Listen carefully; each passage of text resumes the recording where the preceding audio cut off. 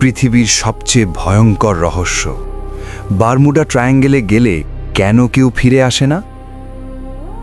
ভাবুন তো, আপনি একটি জাহাজে করে যাচ্ছেন, হঠাৎ করে কম্পাস কাজ করা বন্ধ করে দিল, আকাশ অন্ধকার হয়ে গেল, আর তারপর আপনি গায়েব।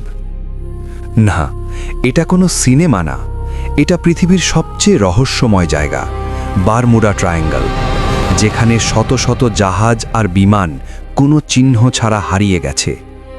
কিন্তু প্রশ্ন হলো, এটা কি শুধুই কাকতালীয়, নাকি এর পেছনে আছে ভয়ঙ্কর কোনো অজানা শক্তি? সময়টা ছিল 1945 সালের 5ই ডিসেম্বর, বিকেল 4টের দিকে। আকাশ একদম পরিষ্কার, সমুদ্রও শান্ত। 5টি মার্কিন নৌবাহিনীর বিমান উড়ছে নিয়মিত ট্রেনিং মিশনে। সব কিছু স্বাভাবিক, দেখে মনে হয়েছিল কোনো বিপদের ইঙ্গিত নেই। কিন্তু কয়েক মিনিটের মধ্যেই রেডিওতে শোনা গেল অস্বাভাবিক একটি কণ্ঠ।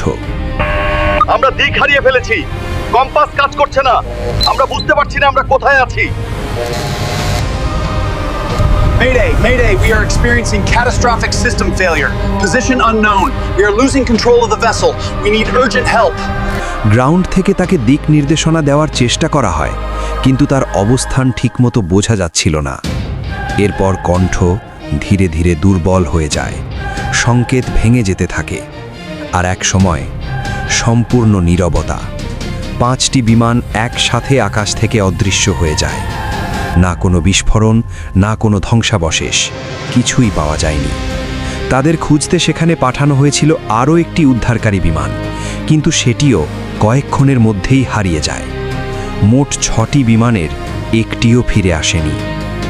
এই ঘটনাটি শুধু একটি দুর্ঘটনা না, এটি ঘটেছিল এমন একটি জায়গায় যেখানে এর আগেও একই ধরনের ঘটনা ঘটেছে, আর এই জায়গাটিকেই বলা হয় বারমুডা ট্রায়াঙ্গল। আটলান্টিক মহাসাগরের একটি নির্দিষ্ট এলাকা, মিয়ামি, বারমুডা আর পুয়ের্তো রিকো, এই 3টি জায়গাকে যুক্ত করলে যে ত্রিভুজ তৈরি হয়, সেটাকেই বলা হয় বারমুডা ট্রায়াঙ্গল। এই এলাকা বহু বছর ধরে ব্যবহৃত একটি ব্যস্ত সমুদ্র এবং আকাশপথ। প্রতিদিন অসংখ্য জাহাজ এবং বিমান এই পথ দিয়ে যাতায়াত করে। তবুও কিছু ঘটনা এই জায়গাটিকে আলাদা করে তোলে। 1918 সালে ইউএসএস সাইক্লপস নামে একটি বড় নৌজাহাজ 300রও বেশি মানুষ নিয়ে যাত্রা শুরু করে। জাহাজটি কোনো বিপদের সংকেত পাঠায়নি, কিন্তু গন্তব্যে পৌঁছানোর আগেই এটি হারিয়ে যায়। সম্পূর্ণ জাহাজ, সম্পূর্ণ মানুষ, কোথাও কোনো চিহ্ন ছাড়াই। এই ঘটনার কোনো নির্দিষ্ট ব্যাখ্যা আজও পাওয়া যায়নি। এরপর বছরের পর বছর ধরে এই একই অঞ্চলে বিভিন্ন জাহাজ এবং বিমানের নিখোঁজ হওয়ার ঘটনা সামনে আসতে থাকে। কিছু ক্ষেত্রে কোনো ধ্বংসাবশেষও পাওয়া যায়নি, অথবা কিছু ক্ষেত্রে শেষ যোগাযোগের পর আবার হঠাৎ সবকিছু বন্ধ হয়ে গেছে। প্রশ্নগুলো এখান থেকেই শুরু। কেন স্বাভাবিক অবস্থায় হঠাৎ দিক হারিয়ে যায়? কেন যন্ত্রপাতি কাজ করা বন্ধ করে দেয়? কেন কোনো বিপদের সংকেত পাঠানোর আগেই সব শেষ হয়ে যায়? বিজ্ঞানীরা এই ঘটনাগুলো বিশ্লেষণ করেছেন। তারা বলেছেন, এই এলাকা বিশ্বের অন্যতম ব্যস্ত রুট, তাই এখানে দুর্ঘটনার সংখ্যাও তুলনামূলক বেশি। এখানে আবহাওয়া দ্রুত পরিবর্তন হতে পারে, অতীতে প্রযুক্তির সীমাবদ্ধতা ছিল, নেভিগেশনাল ভুলও ঘটেছে, আর সমুদ্রের গভীরতা এত বেশি যে কোনো কিছু ডুবে গেলে তা খুঁজে পাওয়া কঠিন হয়ে যায়। এই ব্যাখ্যাগুলো বাস্তব, কিন্তু সব ঘটনার সাথে কি এগুলো পুরোপুরি মিলে যায়?